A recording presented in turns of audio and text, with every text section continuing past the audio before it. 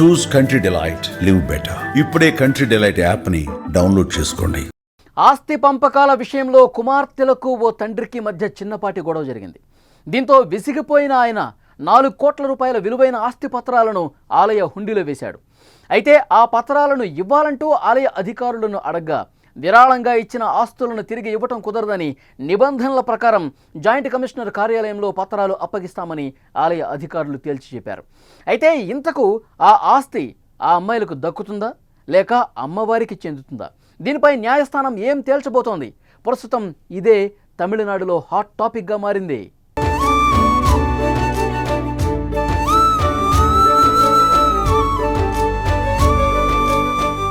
తమిళనాడులోని తిరువణ్ణామలై జిల్లాలోని అరణి సమీపంలోని కోనెయూర్ గ్రామానికి చెందిన రిటైర్డ్ ఆర్మీ జవాన్ విజయన్ తన భార్య 2 కుమార్తెలతో కలిసి పడవేడు సమీపంలోని కలికాపురంలో నివసిస్తున్నాడు. 2 కుమార్తెల్లో ఒకరైన కస్తూరి ప్రభుత్వ పాఠశాలలో ఉపాధ్యాయురాలుగా పనిచేస్తున్నారు. మరో కుమార్తె శుభలక్ష్మి వైద్యురాలుగా ఉన్నారు.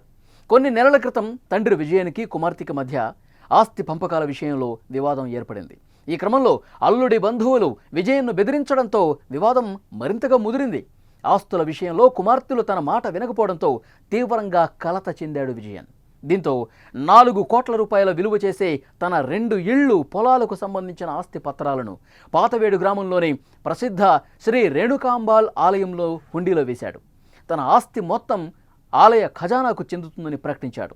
తాను కష్టపడి ఆస్తులను సంపాదించానని, కానీ తన కుమార్తెలు ఆస్తి విషయంలో తనను బెదిరింపులకు గురి చేస్తున్నారని ఆవేదన వ్యక్తం చేశాడు విజయన్. అందుకే తన ఇష్టపూర్వకంగా ఆలయానికి తన ఆస్తులు ఇస్తున్నట్టు ప్రకటించాడు. అయితే ఈ విషయం తెలుసుకున్న విజయన్ కుమార్తెలు తమ తండ్రి హుండీలో వేసిన ఆస్తి పత్రాలు తమకు ఇవ్వాలంటూ ఆలయ అధికారులను సంప్రదించారు.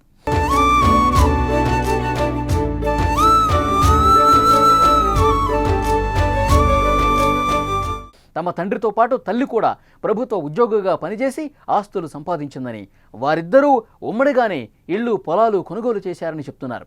తమ తండ్రి మానసిక పరిస్థితి సరిగా లేకపోవడం వల్లే ఆలయ ఖజానాకు తమ ఆస్తులు ఇచ్చారని చెప్పారు. తిరిగి వాటిని తమకు ఇవ్వాలంటూ తమ భర్తలతో కలిసి అధికారులతో వాగ్వాదానికి దిగారు. అయితే ఆ పత్రాలు ఇచ్చేందుకు ఆలయ అధికారులు మాత్రం ఒప్పుకోవడం లేదు.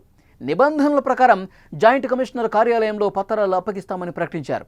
మరోవైపు తమ కుటుంబ ఆస్తుల వ్యవహారం ఇప్పటికే కోర్టులో ఉందని, న్యాయస్థానం తీర్పు ప్రకారం ముందుకు వెళ్తామని విజయన్ కుమార్తెలు చెప్తున్నారు. మరి న్యాయస్థానం ఈ ఆస్తి వివాదానికి ఏ విధమైన ముగింపు పలుకుతుందో చూడాలి.